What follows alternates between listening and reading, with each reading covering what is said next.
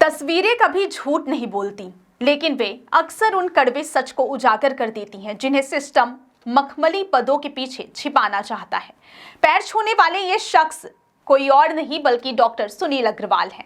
जब एक जिम्मेदार पद पर बैठा अधिकारी, जिसके कंधों पर पूरे मेडिकल कॉलेज और अस्पताल की व्यवस्था का भार हो, इस तरह सार्वजनिक रूप से नतमस्तक होता है तो सवाल उठना लाजमी है। नमस्कार, मैं हूं आपके साथ स्वाति और आप देखना शुरू कर चुके हैं विंध्या टाइम्स। क्या यह हमारी संस्कृति का हिस्सा है या फिर सत्ता और रसूख के सामने अपने रीढ़ झुकाने की एक नई परंपरा?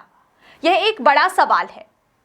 यह वीडियो जो आप अपनी स्क्रीन पर देख रहे हैं, यह दृश्य सिर्फ एक व्यक्ति के व्यवहार को नहीं बल्कि उस पूरी व्यवस्था की मानसिकता को दर्शाता है जो सेवा से ज्यादा रसूख के प्रति वफादार नजर आती है।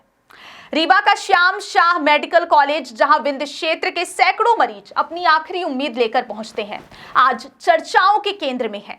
यहां परिजन अपने अपनों की सांसें बचाने के लिए घंटों कतारों में खड़े रहते हैं, लेकिन उन्हें क्या मिलता है?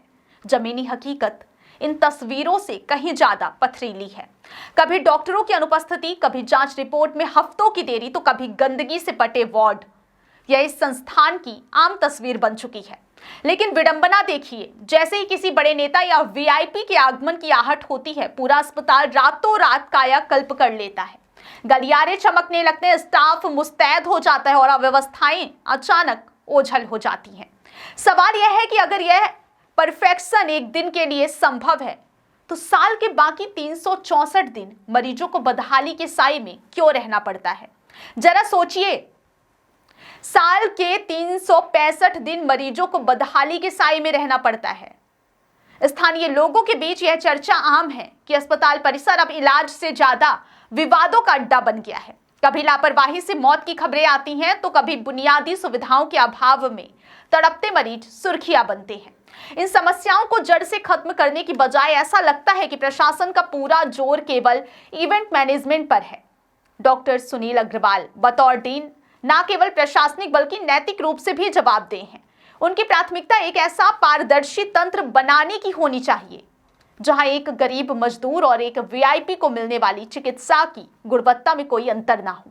लेकिन जब प्राथमिकताएं व्यवस्था सुधारने की बजाय छवि चमकाने की ओर मुड़ जाती हैं, तो आम आदमी का भरोसा टूटने लगता है।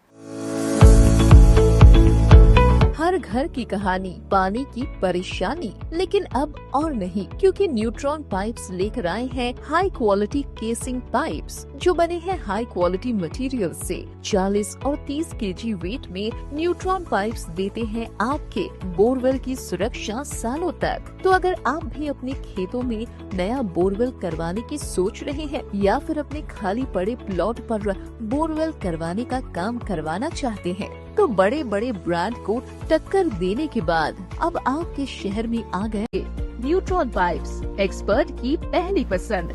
यह मामला अब केवल एक अधिकारी के व्यक्तिगत आचरण का नहीं रह गया है, बल्कि यह पूरे सरकारी सिस्टम की जवाबदेही पर एक बड़ा प्रश्न चिन्ह है। क्या मेडिकल कॉलेज केवल निरीक्षणों के समय ही जीवित रहेगा? क्या आम दिनों में भी वही तत्परता और संवेदनशीलता देखने को मिलेगी जो नेताओं के दौरों पर दिखाई देती है? अस्पताल महज ईंट पत्थर की कोई इमारत नहीं होती, यह लाखों लोगों के विश्वास की अंतिम दहलीज होती है।